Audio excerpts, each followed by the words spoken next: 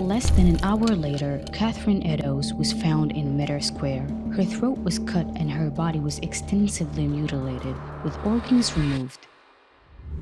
Crime Chronicles.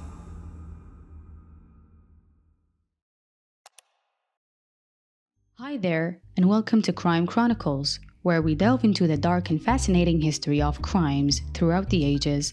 I'm Sam, your guide on this journey into the past. Today we have an exciting episode that covers a wide range of intriguing topics from the history of crime. Whether you're a true crime enthusiast or just curious about the events that have shaped our society, you're in the right place. First, we'll take an in-depth look at some of the most infamous historical crimes that have captivated the public imagination for decades. We'll explore the gruesome details, the investigations, and the enduring mysteries surrounding cases like Jack the Ripper, the Black Dahlia, and the Zodiac Killer. Today, let's dive into the case of Jack the Ripper. In the late 19th century, London was gripped by fear as a brutal and mysterious killer stalked the streets of the Whitechapel district. The Ripper, as he came to be known, targeted vulnerable women, leaving behind a trail of gruesome murders that shocked the world. Between August and November 1888, 5 women, Mary Ann Nichols, Annie Chapman, Elizabeth Stride, Catherine Eddowes, and Mary Jane Kelly, were brutally murdered. Each victim was found with severe mutilations, and the ferocity of the attacks suggested a deep-seated rage. Murders were so heinous that they drew significant attention from both the press and the public, sparking widespread panic and fascination. The investigation into these crimes was one of the most extensive and high-profile of its time. The police, led by Scotland Yard, interviewed hundreds of suspects and witnesses, but despite their efforts, the killer was never caught. The mystery of Jack the Ripper's identity remains unsolved to this day, with numerous theories and suspects proposed over the years.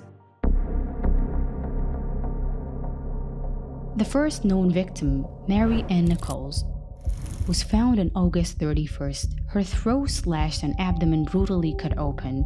This set a terrifying pattern that would continue with subsequent victims. The second victim, Annie Chapman, was discovered on September 8th. Her body was found in the backyard of 29 Hambury Street, with her throat severed and her abdomen again viciously cut open. The precision of the cuts led some to speculate that the killer possessed some anatomical knowledge, possibly indicating a background in surgery or butchery. On the night of September 30, often referred to as the double event, 2 more victims were found. Elizabeth Stride's body was discovered in Dutsfield's yard with a deep slash to her throat, but no further mutilations, possibly indicating the killer was interrupted. Less than an hour later, Catherine Eddowes was found in Meadow Square. Her throat was cut and her body was extensively mutilated, with organs removed. Near the crime scene, a piece of Eddowes' apron smeared with blood was found along with a chalked message on a nearby wall, which read, "The Jews are the men that will not be blamed for nothing." This cryptic note has fueled much speculation, though its relevance to the case remains unclear. The final canonical victim, Mary Jane Kelly, was found on November 9th in her rented room at Miller's Court.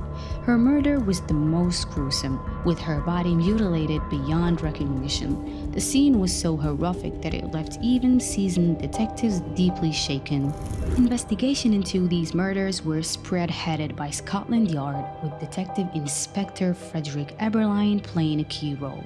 The police conducted extensive interviews, examined forensic evidence, and followed numerous leads. Over 2,000 people interviewed and more than 300 were investigated. Despite these efforts, the investigation faced significant challenges, including the lack of advanced forensic techniques and the Ripper's ability to blend into the densely populated, labyrinthine streets of Whitechapel.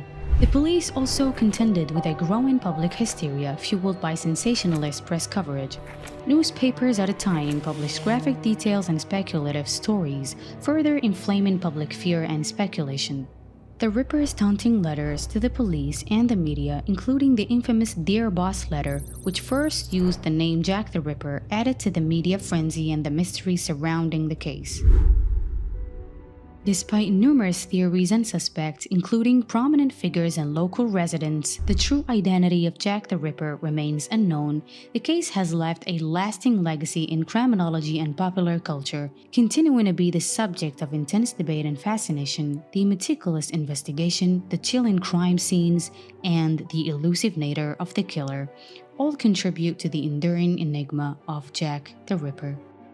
If you're as fascinated by these stories as I am, I encourage you to dive deeper into the resources I'm going to discuss and continue exploring this complex and compelling world. Don't forget to like, subscribe, and share your thoughts in the comments. I would love to hear your theories and recommendations for future topics. Thank you for joining me on this journey through Crime Chronicles. Stay curious, stay safe, and I'll see you in the next video. For those interested in exploring the portrayal of crime in literature and film, I highly recommend checking out In Cold Blood by Truman Capote and The Silence of the Lambs by Thomas Harris. These books delve deep into the minds of criminals and investigators, offering gripping narratives that have shaped the true crime genre. On the cinematic side, films like The Godfather and Zodiac provide nuances and compelling looks at organized crime and unsolved mysteries, respectively. If you are a podcast listener, Serial, My Favorite Murder, and Criminal are fantastic choices. These podcasts offer engaging and thoughtful explorations of real-life crimes, blending investigative journalism with compelling storytelling. Whether you're interested in the psychological aspects of crime or the investigative process, these books, films, and podcasts provide fascinating insights and are definitely worth exploring.